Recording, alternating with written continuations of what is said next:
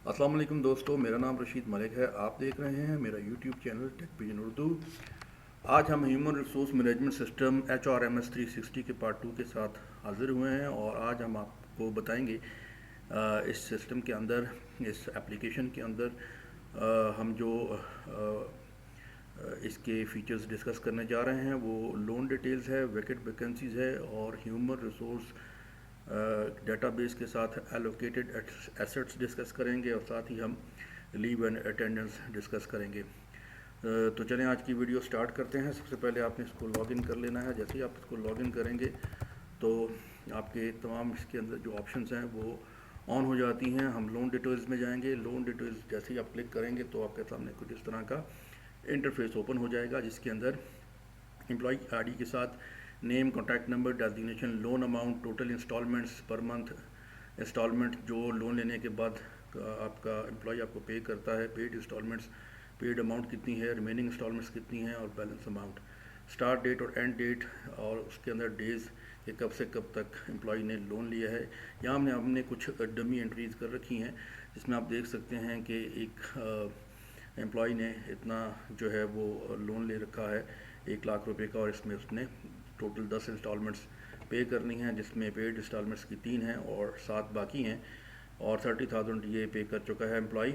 और इसकी जो एम्प्लॉय की एंड डेट है वो भी दी हुई है और स्टार्ट डेट भी इसकी हमने डमी एंट्री इसके अंदर कर रखी है। तो आप देख सकते हैं कि इसकी 30,000 पेड अमाउंट है और पर मंथ इसने 10,000 कंपनी को रिवर्ट बैक करना है। तो जैसे ही एक इंस्टॉलमेंट और ये पे करता है, फ़र्ज़ करें तो इसकी इंस्टॉलमेंट्स 4 हो जाएंगी और इसकी इंस्टॉलमेंट्स 4 होने के बाद इसकी टोटल अमाउंट जो है वो 40,000 हो जाएगी। इस तरीके से हम करेंगे और जैसे ही आप इस पर सेव पे क्लिक करेंगे तो आपके सामने इसका जो बैलेंस अमाउंट है वो आपके सामने भी आ जाएगी और इसकी पेड जो इंस्टॉलमेंट्स हैं 4 हो जाएंगी और पर मंथ इंस्टॉलमेंट्स इसकी जो थी ना वो 10,000 थी। सॉरी, इसको हम दोबारा 10,000 कर देते हैं। तो इसको सेव करते हैं हम।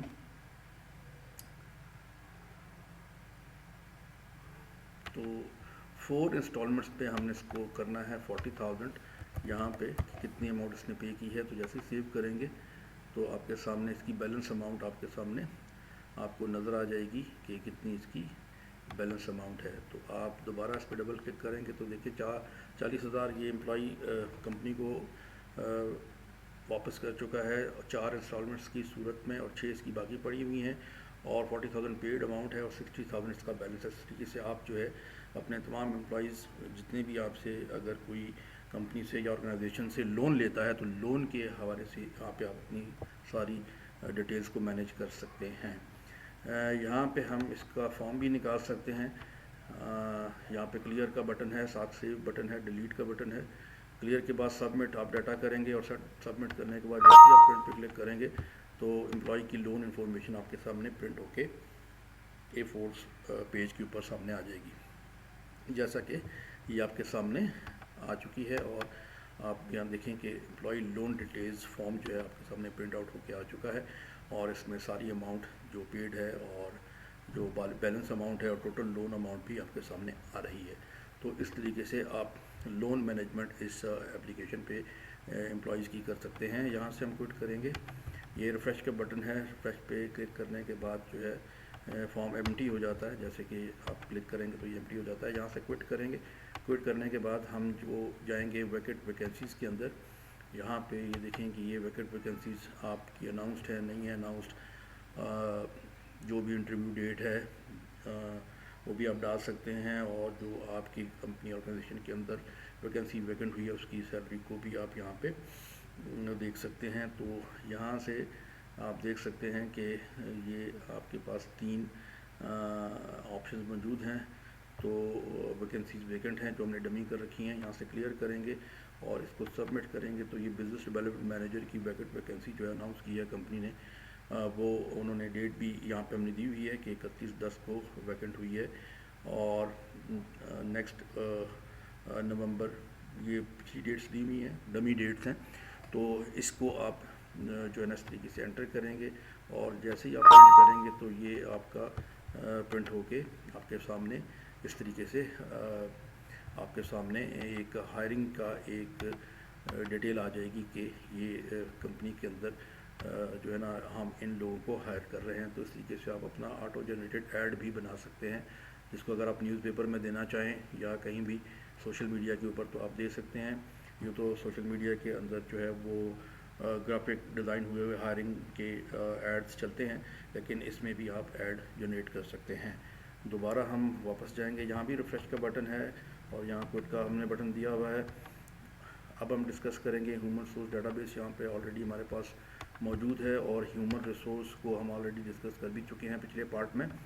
یہاں پہ ہم نیکسٹ آپشن ڈسکس کریں گے ایلوکیٹڈ ایسیٹس کہ آپ کمپنی کے امپلائیز کو جو ایسیٹس ایلوکیٹ کیے ہوئے ہیں ان کو آپ جو ہے وہ یہاں پہ ڈال سکتے ہیں. یہ ڈمی انٹری ہم نے کی ہوئی ہے.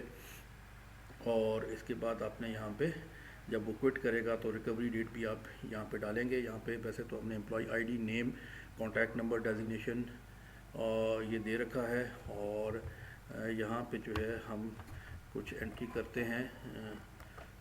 فرض کر لیں کہ یہاں پہ جو ہے نا ادر ایسیٹس کے اندر ہم نے گاڑی کو ڈالا ہوا تھا, تو گاڑی کی ڈیٹیل کو ہم یہاں پہ ڈال کے کر سکتے ہیں. اور اس کے بعد جو ہے نا یہاں پہ ہم کوئی بھی جیسے کہ بائک دیا ہوا ہے تو بائک کی ڈیٹیل ڈال سکتے ہیں. ہاؤس ہے, لیپ ٹاپ ہے, ایسیسریز, ادر ایسیسریز ہیں کوئی تو وہ تو سم ہے وہ بھی آپ ڈال سکتے ہیں. اس کے بعد ادر ایسیٹس بھی ڈال سکتے ہیں. ایشو ڈیٹ جب آپ نے ایسیٹس ایشو کرنے ہیں اپنے امپلائی تو وہ ڈال سکتے ہیں. تو اس طریقے سے ہم یہاں پہ اس کو مینیج کرتے ہیں. اس کا بھی فارم آپ کے سامنے یہ جنریٹ ہوتا ہے ایلوکیٹڈ ایسیٹس ریکارڈ کا. جیسے آپ اس پہ کلک کر کے کلیئر کر کے سبمٹ ایسیٹ فارم کریں گے تو یہ ایسیٹ فارم جو ہے نا وہ انٹر ہو جاتا ہے. آپ اس کے اندر کچھ کریکشن اور ایڈیشن بھی کر سکتے ہیں مزید, جیسا کہ یہ آپ کے سامنے جو ہے ایلوکیٹڈ ایسیٹ فارم آپ کے سامنے جنریٹ ہو کے آپ کے سامنے آ چکا ہے. تو اس طریقے سے آپ جو ہے وہ ساری ڈیٹیلز ایلوکیٹڈ ایسیٹس کی مینیج کر سکتے ہیں. اور ساتھ ہی یہاں پہ آپ جو ہے جب یہ ریزائن کرے گا تو بھی اپڈیٹ کر کے اس فارم کو جنریٹ کر کے اپنے ریکارڈ میں رکھ سکتے ہیں. تو یہاں سے ہم کوئٹ کرتے ہیں. نیکسٹ آپشن ہم ڈسکس کریں گے لیو اینڈ اٹینڈنس کی. لیو اینڈ اٹینڈنس بھی یہاں پہ آپ اس کی مینیج کر سکتے ہیں کہ ٹوٹل 26 ڈیز ہیں.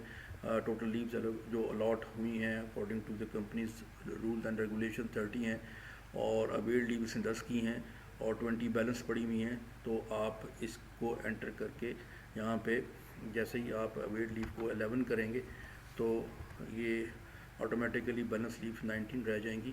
تو جیسے جیسے آپ ہر منتھ کے اینڈ کے اوپر اٹینڈنس ریکارڈ کریں گے تو اٹینڈنس کو ریکارڈ کیا جا سکتا ہے یہاں پہ اور دیکھا جا سکتا ہے. دیکھیں یہ 19 رہ گئی ہیں, تو یہیں سے آپ تمام امپلائیز کی اٹینڈنس کو مینیج کر سکتے ہیں.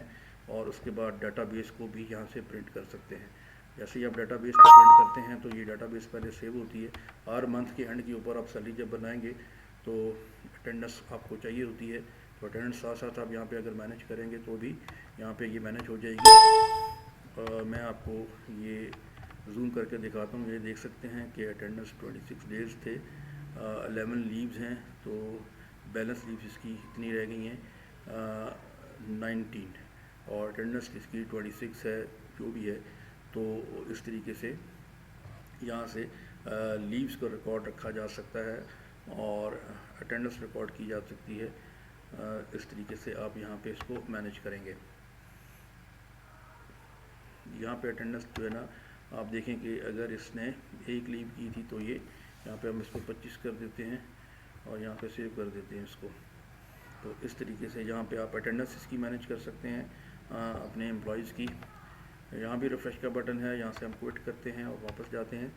تو یہ اس طریقے سے آج کی جتنی آپشنز ہم نے ڈسکس کی, لوڈ ڈیٹیلز, ویکینٹ ویکینسیز, اور ہیومن ریسورس ڈیٹا بیس ہے, اور ایلوکیٹڈ ایسیٹس کے ساتھ لیو اینڈ اٹینڈنس ہم نے آپ کو بتایا کہ اس اپلیکیشن کے اندر آپ مینیج کر سکتے ہیں. تو ویورز میں امید کرتا ہوں کہ آپ کو یہ ویڈیو پسند آئی ہوگی. نیکسٹ ویڈیو میں دوبارہ آپ کی خدمت میں حاضر ہوں گے جس میں ہم اکاؤنٹس اور اپارٹمنٹ لیٹرز کو ڈسکس کریں گے. تب تک کے لیے اللہ حافظ. ہمارے چینل کو سبسکرائب کر دیں, بیل آئکن پر کلک کر دیں تاکہ آنے والی ویڈیوز کی نوٹیفیکیشنز آپ کو ملتے رہیں.